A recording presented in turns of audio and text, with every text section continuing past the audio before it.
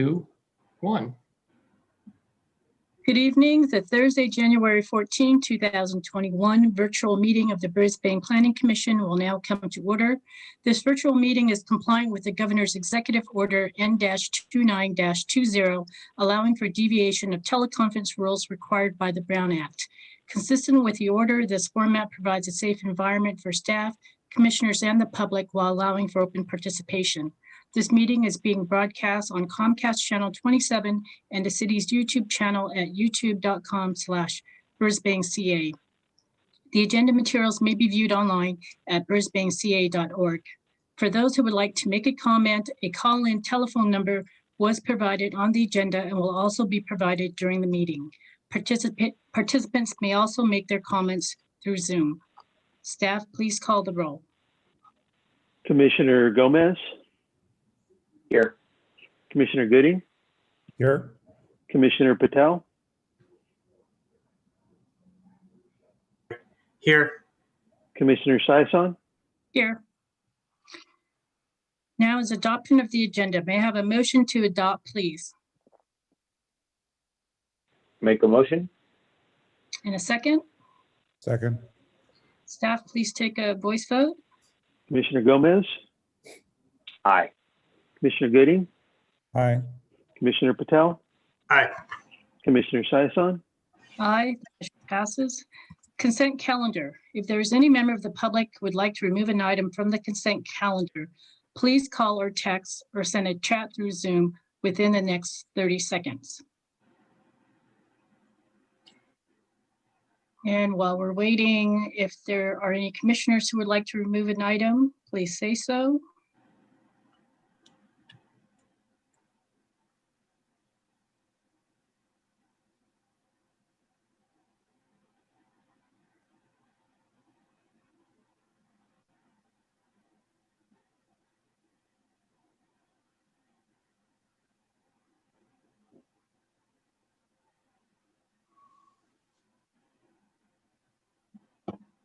Okay, we don't have anyone in the waiting room. Okay, may I have a motion to adopt the consent calendar? So moved. In a second? Second. Okay, let's take a voice vote. Commissioner Gomez? Aye. Commissioner Gooding? Aye. Commissioner Patel? Aye. Commissioner Saison? Aye, motion passes. Next is oral communications. If there's any member of the public who wishes to address the commission about an item not on tonight's agenda, please call or text or send a chat through Zoom within the next minute.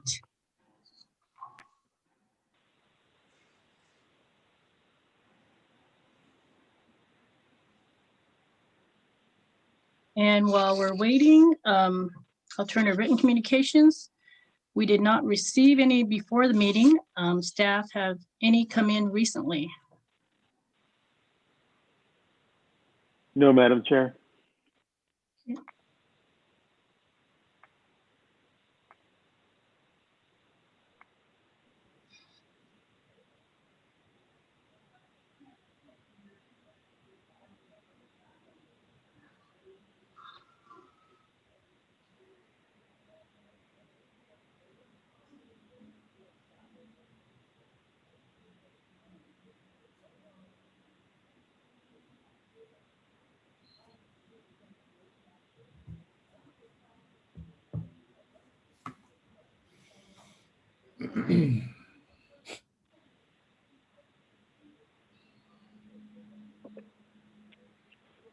Okay, we don't have anyone in the waiting room. Okay, thank you. We'll now turn to old business. We have none, and we also have no new business. So the next is items initiated by staff, and that is our 221 Planning Commission syllabus. Staff, you want to present that for us? Yes, thank you, Madam Chair. Last year, the commission had some conversation about wanting to have a syllabus so to get ready for your work program for 2021.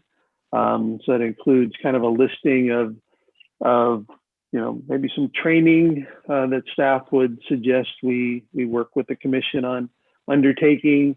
Also a listing of some technical background information that'll inform some of the matters that you'll have in front of you, either in 2021 or spilling into 2022. Those include things like the housing element update, SB2, parking ordinance. And then we also listed some of the prospective planning projects that we're aware of that either have been submitted or we're expecting, you could see an application this forthcoming year. So we just kind of want to put this out there. This is really an interactive sort of session. We're obviously here to support the commission in performing your function. So if there's other training or other issues that you want to identify or discuss that you want to train up on or have some discussion of, we're perfectly happy to entertain that this evening.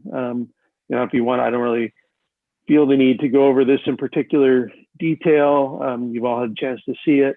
So if anyone has questions or comments, I'd probably pretty much just throw it open to the commission. It's really to some extent, your matter. So with that, I'll turn it over to the chair. Okay, thank you. Do any of the commissioners have a question or want to comment on anything? Yeah. Yes, Commissioner Gomez? Yes, Chairperson Saizan. Yes. Raising my hand. Oh, okay. So a couple questions around acronyms. And I swim in alphabet soup of acronyms in my day-to-day work world. And there was a couple I was fumbling on when I was reviewing all this. What's VMT versus LOS under CEQA? Oh, our apologies. That's level of service, which LOS, which is usually a measure of delay, intersection delay. And VMT is vehicle miles traveled, which is what CEQA requires, analysis before most people did by delay, but that's not allowed under CEQA anymore. So we'll elaborate on that. My apologies for using those kind of acronyms without spelling them out. Oh, that's okay. You just refreshed my memory. We had that workshop on that particular topic, right, with a couple of subject matter experts, and it feels like it was a year ago, but maybe it was, more or less. Well, actually, it was actually part of an application, probably related to the follow-up on the Baylands, I believe. This is, so it has slightly different context, but it's the same issue, but this becomes a matter of, when you see any future CEQA documents, whether they be in initial studies or EIRs, that'll impact how the traffic analysis looks compared to how, for example, the traffic analysis in the Baylands EIR looked like. Okay. And my other question was around the points of current planning projects. So kind of looking bullet point 3 to 5 there. Are there public documents that give a little bit more details, or are these things that are kind of in a confidential nature between the city and the developer or the property owner? I wouldn't say that they're confidential, but there's not a formal application that's complete. These are things that have been discussed at, for example, city council subcommittees, but have not been formulated as a complete application for the commission's review. I could certainly, if you have any questions on those, I can give you a very high level overview of what they are, or you can wait. But.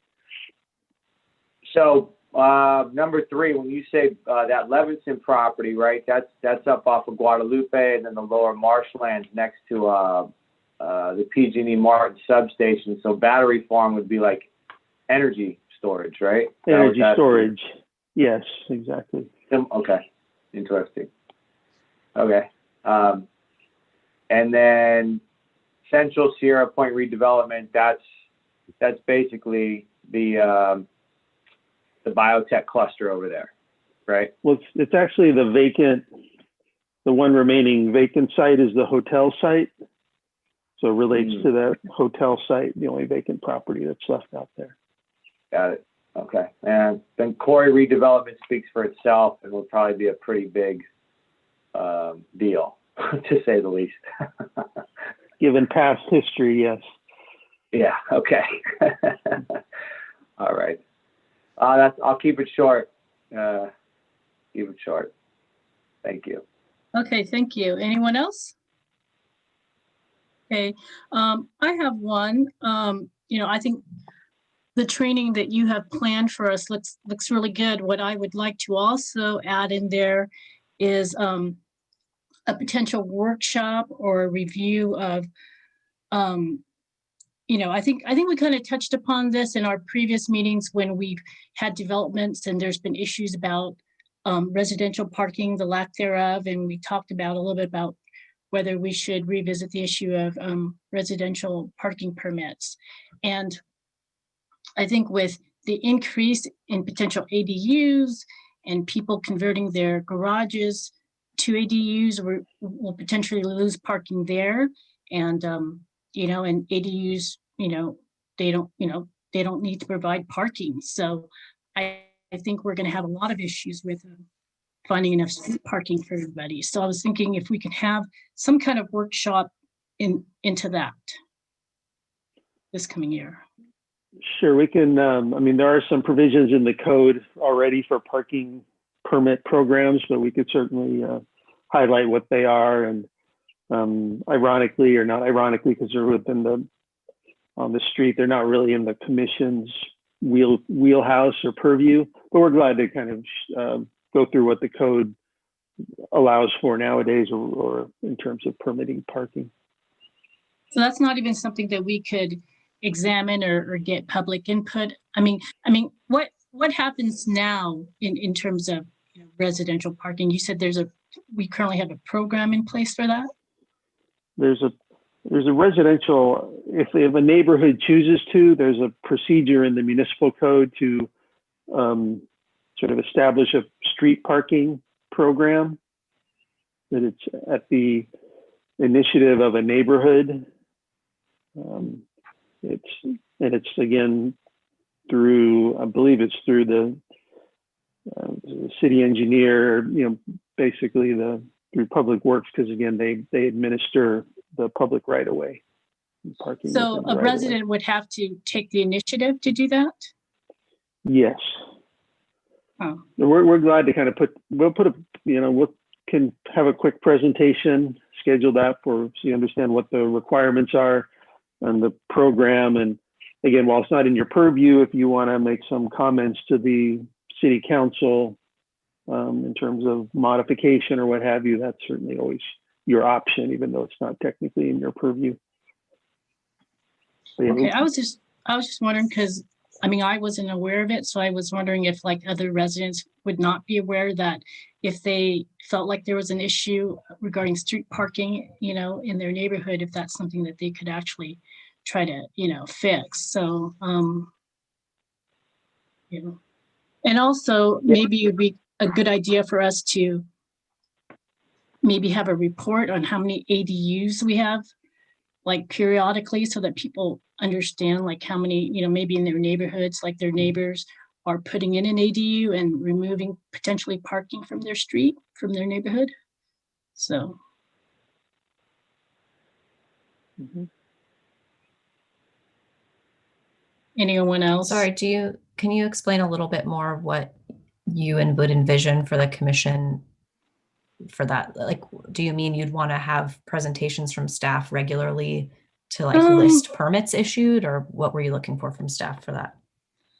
Well, maybe both in terms of, I think when I'm thinking about residential parking permits, both the illegal STRs, maybe if we did have a requirement for residential parking, it would, maybe deter people from having illegal STRs, because then they wouldn't have parking for, people that they rent their homes to, and so, because they would need permits for those vehicles.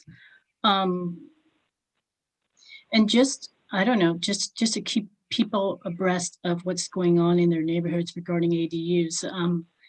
I don't know if our websites have that information that people can easily access. but maybe that's something that we could look into.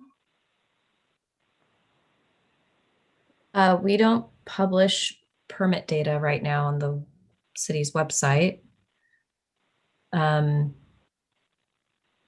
Yeah, I mean, if that's what's being requested, I guess we can talk about that more, John. Yeah, normally what we compile is annually required to compile data on housing production for the state. And so, we typically get once a year, we do accumulate that data and publish it as part of a council item. We can certainly share that information or extract some of that information and provide it to the commission off that portion of the annual report. That's something Senior Planner Ayers has done in the past, and I think Planner Robbins will be doing in the future. So I don't see any issue at all of extracting it. Certainly doing it on a more regular basis. Again, that would be it's something we don't typically do, but if it's something the commission really wants to see, I imagine there are ways we could generate that data more frequently. Like quarterly reports or something. Okay, yes, Commissioner Patel? I thought that was interesting when you brought up potentially being able to publish permit requests on the site. That way, people, it's something is it something we can explore? Or I don't know how work intensive that would be, or I know that there are certain jurisdictions that'll post like a PDF of permit requests every month or update it every once in a while. That way people in the community know where permit requests have been made. Well, it's something we haven't done, but we can look into how that can be. You're talking about just single family permits or permits for what kind of permits are you interested in? Yeah. I don't even know like how voluminous it is, right? So I don't know if there's if we just limited it to residential neighborhoods, or where people would want to know what's going on in their neighborhoods versus commercial areas. I don't know. Or we could just have a discussion on it.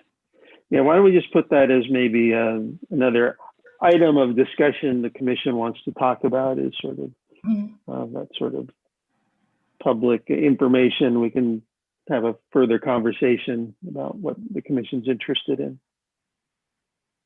Because the state recently passed a law that HOAs cannot prevent people from adding ADUs, correct? That was within the past year. Yes. So it'd be nice to know, if folks are starting to take advantage of that.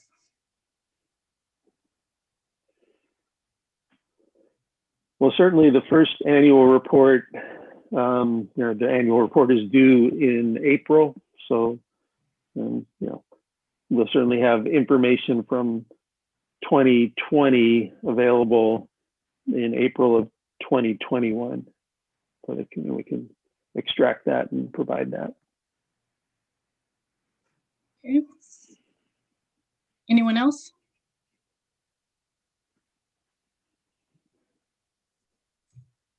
Okay, I guess if there's not quick anything question. else we wanted to discuss. Sorry, Commissioner. Yes, Chairperson Saizon? Commissioner Saizon? Quick question. yes, It was Commissioner Gomez. it was more in reaction to the initial comments around, before getting into the little more focused discussion around ADUs, was just this concept of parking and parking permits. Has the city actually ever had a formal evaluation study of, if the city were to do that, what would the kind of administrative costs and revenues be? Has there ever been an in-depth study of that, or is this something that just hasn't been entertained at that level?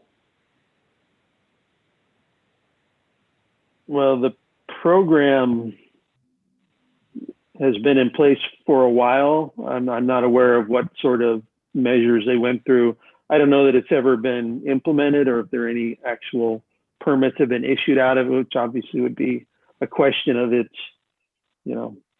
utility or some issues with it. But we can certainly provide all that information to the commission when we have this parking session. I'll just say anecdotally, So the ordinance was adopted in 1998, and I remember from looking through the files that there was quite a lot of public outreach done at the time, as is usually done in Brisbane. And I think there is a reason why ultimately the city didn't impose a permit program at the time, and it did go to that, well, if X property owners out of the block want to initiate it and tell us they want to initiate it, then okay, we'll do it.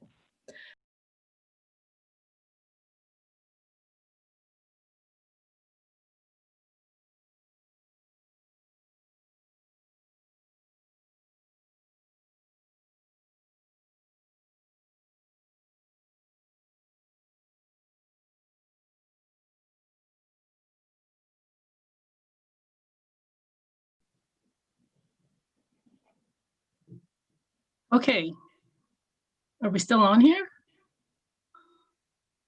Yeah, we're And still I on. Okay. I think I will just move to the next item then. I think we're done with our syllabus. Is items initiated by the commission. Is there any commissioner who would like to address anything? Okay, then may I have a motion to adjourn until our next meeting of February 11th, 2021. So moved. In a second, Second. and we'll take a voice vote. Commissioner Gomez,